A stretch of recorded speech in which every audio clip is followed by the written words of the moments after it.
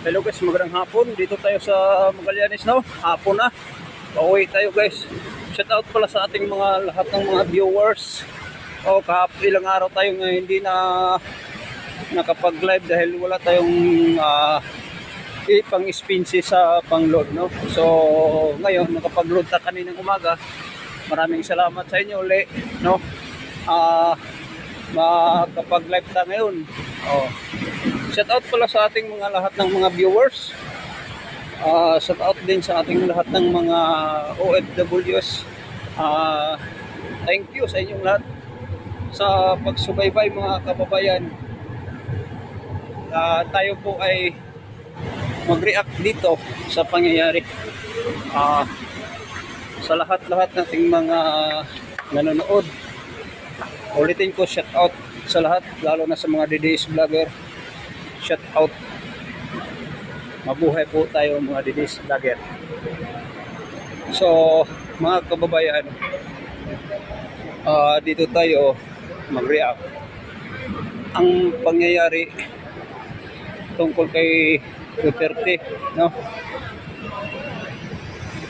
Marami siyang nagagawa sa ating bansa sa siya ang namumuno sa ating bansa.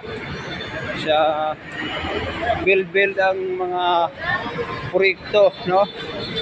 Kahit magabihan tayo at yung mga anak natin ay safe, malaya ang ating karapatan. Ngayon hindi malaya ang karapatan natin. So idaan lang natin sa kahanginan, no? So ang importante, mag-enjoy tayo sa ating vlog. Mag-comment kayo, mag-react. Kahit pa paano guys, no? Paparating ko sa inyo ang mga si sa Duterte ay makauwi na sa ating bansa. Mga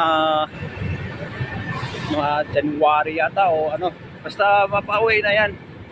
So papatuloy lang natin ang support kay Sara Duterte, kay Rodrigo Duterte, no? Na hindi tayo kukurap. Kailangan ma-impeach yung administrasyon ni Bongbong Marcos, no? So ipaparating lang natin sa kahanginan yung galit natin. Ang mga viewers natin maghusga sa ating live or sa ating mga